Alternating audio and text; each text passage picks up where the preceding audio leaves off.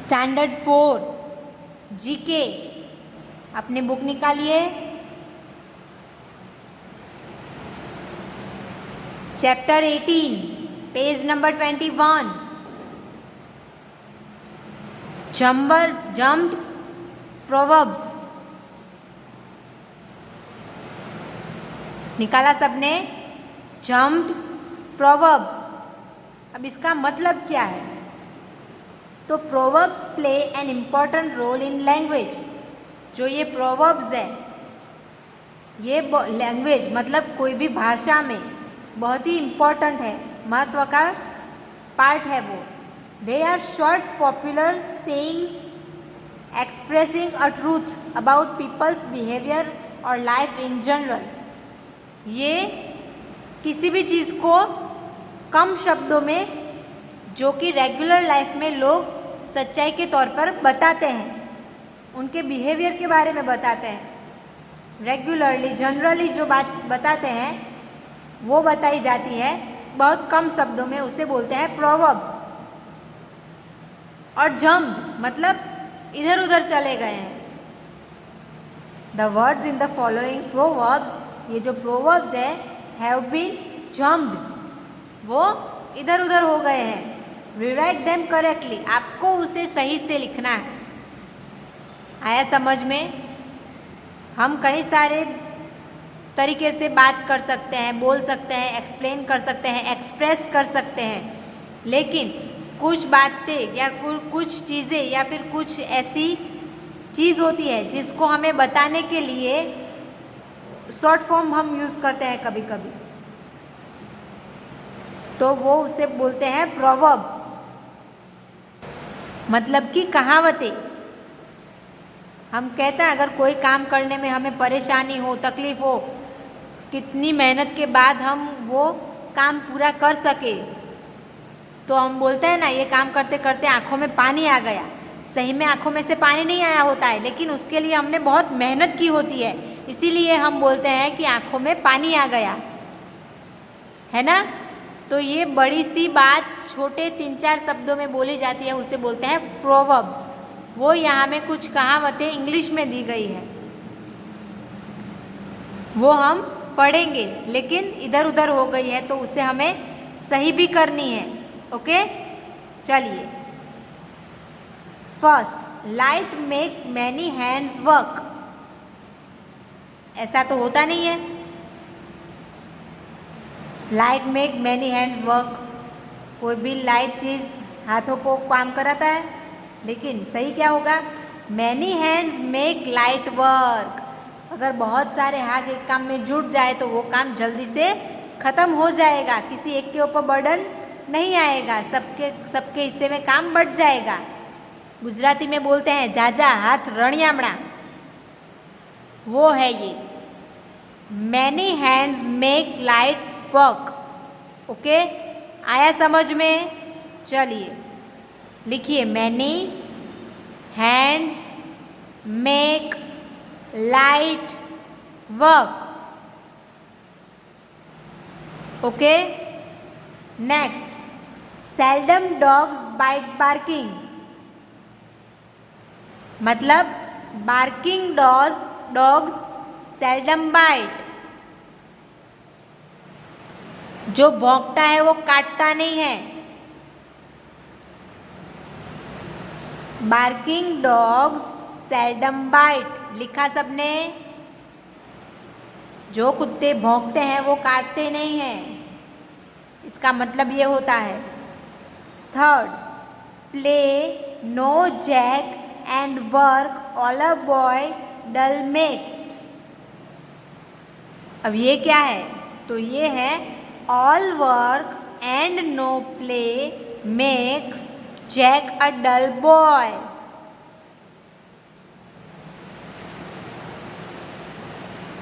सिर्फ अपना काम से काम रखना, काम ही करना, खेलना कूदना नहीं, वो जैक को क्या बनाता है? Dull boy. मतलब पढ़ाई तो करनी है, पढ़ना है, ज्ञान भी ज़रूरी है, लेकिन साथ में खेलना कूदना भी ज़रूरी है। आया समझ में? ये बात इन्होंने इस तरह से बोली है कि all work and no play makes Jack a dull boy. यहाँ पे जैक मतलब कोई भी रैंडम लड़का या लड़की हो सकते हैं, लेकिन यहाँ पे जैक दिया गया है। लिखा सबने, all work and no play makes Jack a dull boy. लिखा। Next, trees money doesn't on grow, मतलब money doesn't grow on trees. पैसे झाड़ पर नहीं उगते हैं। ये तो बहुत बार बहुत लोग बोलते होंगे। कुछ गलत सलत खर्चा हो गया और मुंह से निकला, पेड़ पर पैसे नहीं उगते। गुजरातियों को तो फट से आएगा, पैसा झाड़ू पर उगे छे, है ना। Money doesn't grow on trees. लिखिए, money doesn't grow on trees. लिखा सबने। नेक्स्ट, ईयर्स हैव वॉल्स, मतलब वॉल्स हैव ईयर्स। दीवारों के भी कान होते हैं। कोई बात आपको सीक्रेट रखनी है तो आप पहले देख लेते हो आजू बाजू कोई है कि नहीं, और फिर बोलते हो ना दीवारों को भी कान होते हैं, धीरे से बोल। वो वॉल्स हैव ईयर्स। लिखा। Next, will a way where there's a there's, मतलब where there's a will there's a way, मतलब जहाँ पे चाह है वहीं पे ही राह है। તમારી દાનત હોય તો તમે કરો, अगर आप करना चाहते हो तो ही आप करोगे, तो ही आपसे होगा, ये बात है। लेकिन आपको करना ही नहीं है तो कोई क्या कर सकता है, कुछ नहीं होगा। Where there's a will there's a way। लिखा सबने। चलिए next, steady the race wins and slow, मतलब slow and steady wins the race. मतलब आपका लक्ष्य सीधा है, आप भले धीरे चल रहे हो लेकिन आपका लक्ष्य सही है, आप सही दिशा में जा रहे हो तो आप कोई भी रेस जीत सकते हो। लेकिन कछुए और खरगोश के जैसा नहीं करना है कि फटाफट आगे जाके सो जाना है। आपको भले धीरे धीरे चलो आप लोग, लेकिन अपने जब तक आपको आपकी मंजिल ना मिल जाए आप चलते रहो, भले धीरे चलो, रास्ते में रुकावटें भी आए लेकिन बैठना नहीं है। Slow and steady wins the race. जो स्लो है, जो जागरूक है, वही रेस जीतेगा। यहाँ पे रेस मतलब भागने वाली रेस नहीं है, ओके। रेस मतलब कोई भी चीज़ को पाने की चाह, मंजिल। Next, home like no place there's, मतलब there's no place like home. आपको ऐसा लगता है घर में बैठे बैठे बोर हो गए, भाई कहीं बाहर घूमने चलते हैं, 2-4 दिन घूम के आते हैं। क्यों ऐसा ही बोलते हो, 2-4 दिन घूम के आते हैं? घूमने में भी आप थक जाते हो। इतने सारे दिन आप बाहर रहना, वीक या मंथ के लिए, घर पे आना ही नहीं, फिर देखना होम आपको कैसा याद आता है। तो there's no place like home. भले ही घर में आपको मम्मी पापा डांटे, लेकिन सामने प्यार भी उतना ही देते हैं। कहीं से भी थक हार के आप आए हो, आप घर पे आओगे तो ही आपको अच्छा लगेगा, हाश घर पे आ गए। तो there's no place like home. आया समझ में? चलिए नेक्स्ट, कम्स टुमारो नेवर, मतलब टुमारो नेवर कम्स। जो बीत गया वो कभी आने वाला नहीं है। आया समझ में? या फिर अगली कल कभी आने वाली ही नहीं है। आज आपने जो काम करना है वो कर लिया तो कर लिया, वरना कल करूँगा, फिर कल आएगा, फिर आप बोलेंगे कल करूँगा, फिर दूसरा कल आएगा, फिर आप बोलोगे कल करूँगा, लेकिन आपका कल आने वाला नहीं है। तो जो भी आपको करना है आज ही करना है। वो कहावत है ना, कल करे सो आज कर, आज करे सो अब।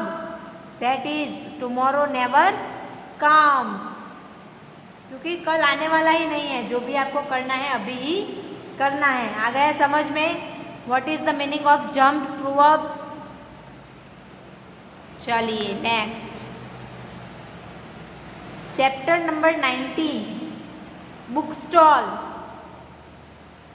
मतलब किताबों का घर, किताबों की दुकान। क्या है यहाँ पे? तो given below is a list of some famous books. यहाँ पे कुछ बुक्स के नेम दिए गए हैं by Indian authors, followed by photos of the authors. आपको ऑथर्स के फोटोज के थ्रू उनको फॉलो करना है। And the language in which they wrote, और उन्होंने कौन सी लैंग्वेज में लिखा है वो भी दिया गया है। Match the books authors and photos as shown. आपको जो ये बुक्स के नंबर्स दिए गए हैं वो और ऑथर्स जो फोटोग्राफ्स आपको दिए गए हैं वो आपको मैच करने हैं, लिखना है आपको कौन से ऑथर ने कौन सी बुक लिखी है। चलिए, नीचे क्लूज में ऑथर्स के नेम हैं और ऊपर क्लूज में बुक्स के नेम हैं। चलिए, फर्स्ट है निर्मला। निर्मला बुक किसने लिखी है? यहाँ पे हिंदी दिख रहा है मेरा हाथ, देखते जाइए साथ में।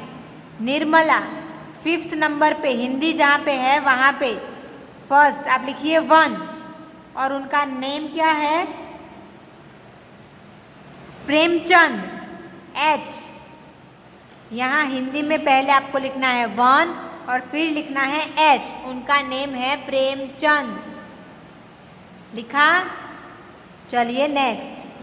सेकंड है बूढ़ी एर साधु। बूढ़ी एर साधु सेकंड नंबर किसने लिखा है? ये आसामीज में लिखा गया है ये। और कौन है ये? लक्ष्मीनाथ बेसबारो। कौन है ये? लक्ष्मीनाथ बेसबारो। तो फर्स्ट में आएगा 2E। लिखा सबने? चलिए नेक्स्ट। आनंद मैथ 3 किसने लिखा है? बंगाली में देखिए दिया गया है 3 एंड उनका नेम है बंकिम चंद्र चट्टोपाध्याय। देखा? लिखा हुआ है 3A बंकिम चंद्र चट्टोपाध्याय। फोर्थ तनख्वाह किसने लिखा है? गुजराती। 4th नंबर में आएगा 4 और उनका नेम है गौरी शंकर गोवर्धन राम जोशी। 4th में आएगा 4C गौरी शंकर गोवर्धन राम जोशी। लिखा? Next the guide 5th number English. 3rd number में आएगा 5 और उनका नेम है R.K. नारायण। क्या नेम है उनका? R.K. नारायण। लिखा सबने? 3rd में आएगा 5I। चलिए नेक्स्ट। पार्थिबन कनावू 6 तमिल में है। पार्थिबन कनावू। 9th में आएगा 6 और उनका नेम है कल्की कृष्णमूर्ति। 9th में आएगा 6D। लिखा सबने? चलिए नेक्स्ट। रंदा मुज़्ज़म किसने लिखा है? ये 6th नंबर मलयालम में। उनका नेम है MT वासुदेवन नायर। 6th में आएगा 7F। फिर है 8 चामन्ना अथा गुंथा। 8 नंबर ओडिशा। 8 नंबर 8 में आएगा 8 और उनका नेम है फकीर मोहन सेनापति। 8 में आएगा 8B फकीर मोहन सेनापति। 9 विशाखा किसने लिखा है? 7th नंबर मराठी में 7th नंबर में आएगा 9 और उनका नेम है विष्णु वामन श्रीवाडकर। लिखा। नेक्स्ट राजशेखर चारित्रमू 10 नंबर में आएगा तेलुगु। 10th में आएगा 10 जी कंडुकुरी वीरशैलंगम पंटलू। 10 में आएगा जी। 10 में आएगा जी। लिखा सबने?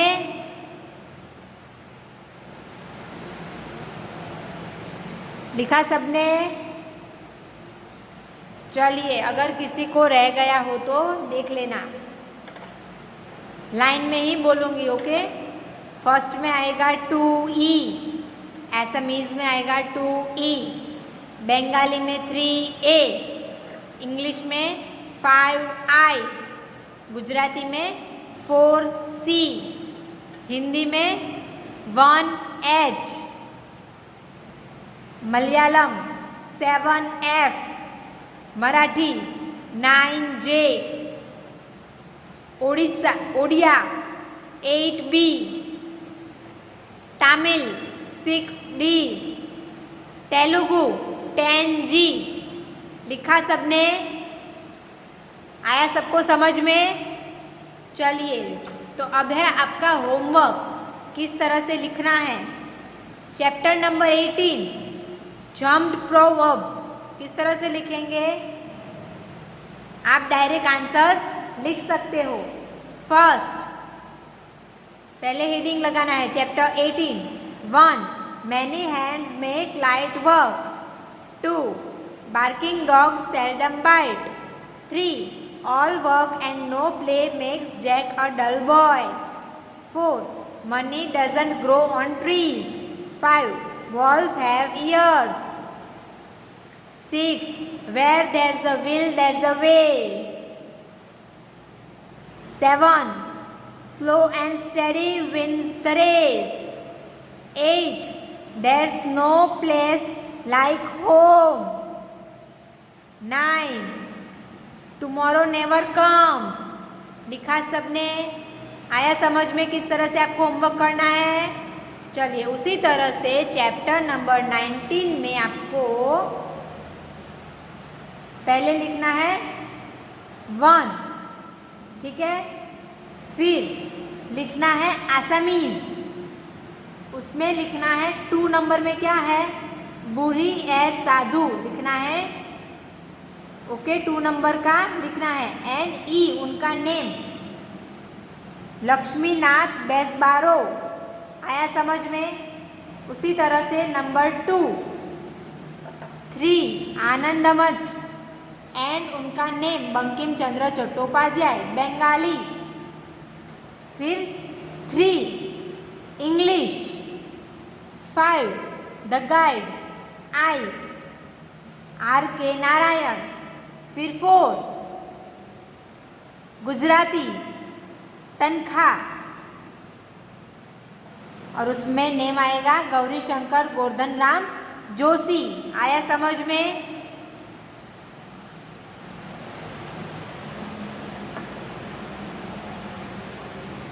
आपका होमवर्क है right chapter 18 and chapter 19 in your GK notebook. Okay.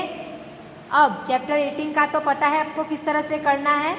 Chapter 19 में पहले आपको लिखना है 1, फिर लिखना है एसएमईज जो पहला है वो, फिर उन्होंने जो बुक लिखी है वो 2 नंबर बूढ़ी एर साधु और फिर उनका नेम ई लक्ष्मीनाथ बेसबोरा। उसी तरह से 2 में क्या है? बंगाली, उन्होंने कौन सी बुक लिखी है? 3 नंबर आनंदमठ एंड उनका नेम क्या है? बंकिम चंद्र चट्टोपाध्याय। आया समझ में? इस तरह से आपको आपका होमवर्क करना है। Okay, thank you.